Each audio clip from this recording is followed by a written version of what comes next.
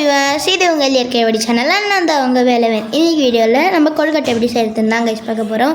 அதுக்கு ஃபஸ்ட்டு பச்சரிசியை நல்லா ஊற வச்சு அரைச்சி வறுத்து எடுத்துக்கலாம்.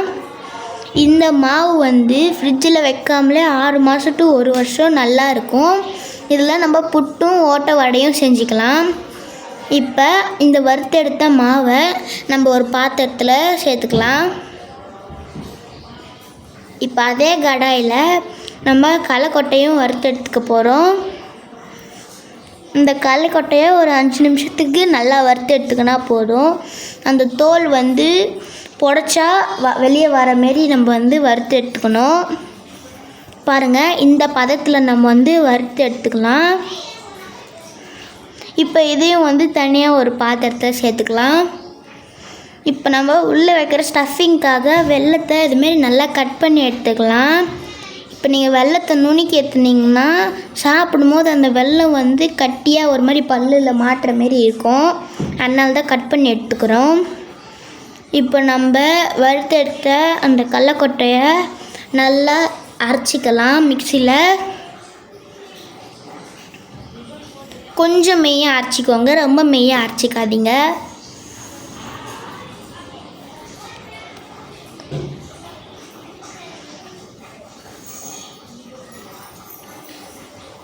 இப்போ அரைச்ச பிறகு நம்ம இப்போ அந்த கடலைக்கொட்டை மாவையும் நம்ம கட் பண்ணி வச்சுருந்த அந்த வெல்லத்தையும் மிக்ஸ் பண்ண போகிறோம்.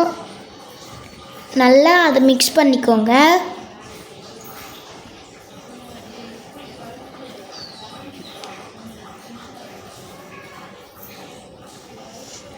இப்போது அந்த கடலைக்கொட்டை மாவுக்கு தேவையான அளவுக்கு வெல்லம் போட்டு நல்லா மிக்ஸ் பண்ணி எடுத்துக்கோங்க.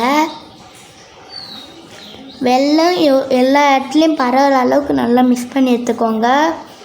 இப்போ நம்ம வறுத்தெடுத்த அந்த பச்சரிசி மாவை நல்லா ஜலிச்சு எடுத்துக்கலாம். அதில் வர கட்டியை திருப்பி மிக்சியில் போட்டு அதை ஒரு டைம் ஜலிச்சு கொட்டிக்கலாம். இப்போ இது ஃபஸ்ட்டு டைம் ஜலிக்கிறது. இதில் இந்த கட்டி இதில் வருதில்ல, இந்த கட்டியை நம்ம திருப்பி அரைக்க போகிறோம். இப்போ இது மிக்சியில் கொட்டி அரைக்கலாம். ஒரு 2 நிமிஷம் கழித்து நல்லா அரைச்ச பிறகு இதுமாரி நல்லா நைஸாக மாவு மாரி வரும். நீங்கள் இதை அப்படியேவும் சேர்த்துக்கலாம், கொஞ்சம் ஜலிச்சியும் சேர்த்துக்கலாம். இப்போ சுடு தண்ணியில் கொஞ்சோண்டு உப்பு போட்டுக்கோங்க. இது எதுக்கு போடுறோன்னா, நம்ம அரைச்சி வச்சுருந்த அந்த பச்சரிசி மாவை ஒரு சப்பாத்தி மாவு பதத்துக்கு எடுத்துகிட்டு வரத்துக்கு தான். அப்போ தான் உங்களால் உருண்டை பிடிக்க முடியும். இப்போ நல்லா இதுமாரி ஒரு சப்பாத்தி பதத்துக்கு எடுத்து வந்துக்கோங்க.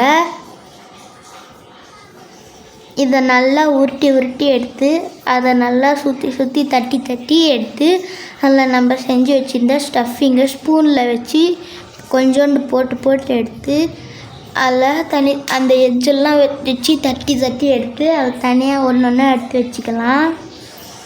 இதுமாரி ஒரு கை சுற்றுறதுக்கும் ஒரு கை தட்டுறதுக்கும் வச்சு யூஸ் பண்ணி நல்லா எவ்வளோ உங்களால் அந்த உருண்டையை எக்ஸ்பேண்ட் பண்ணி தட்ட முடியுமோ அவ்வளோ எக்ஸ்பேண்ட் பண்ணி தட்டிக்கோங்க. இப்போ அதில் அந்த உருண்டைக்கு ஏற்ற அளவுக்கு கடலைக்கொட்டை மற்றும் வெள்ளை ஸ்டஃபிங்கை போட்டுக்கலாம். போட்ட பிறகு அதை பத்திரமா உள்ளே வச்சு மூடிட்டு லாக் பண்ணிடலாம். இதுமாரி ஃபஸ்ட்டு எல்லா எஜ்ஜையும் க்ளோஸ் பண்ணிக்கோங்க. அதுக்கடுத்து சைடில் கொஞ்சம் இப்படி தட்டிக்கிட்டு அது மேலே தட்டி எடுத்துக்கோங்க. இப்போ அது இன்னும் கொஞ்சம் ஷார்ப்பாக வச்சு எடுத்துக்கோங்க.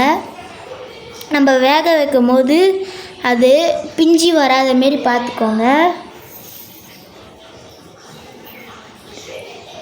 இப்போது நம்ம தண்ணியை நல்லா கொதிக்க வச்சு அதுக்குள்ளே நம்ம செஞ்சு வச்ச கொழுக்கட்டையை போட்டுக்கலாம். இப்போ அது நல்லா வெந்து வந்த பிறகு நம்ம அதை எடுத்து ஒரு தனி தட்டில் வச்சு சர்வ் பண்ணலாம். அதுக்கு முன்னாடி நம்ம கொஞ்சோண்டு சில்லு தண்ணியை தெளித்து விட்டு எடுக்கணும், இல்லைன்னா கை சுட்டுரும். அதை நோட் பண்ணி வச்சுக்கோங்க.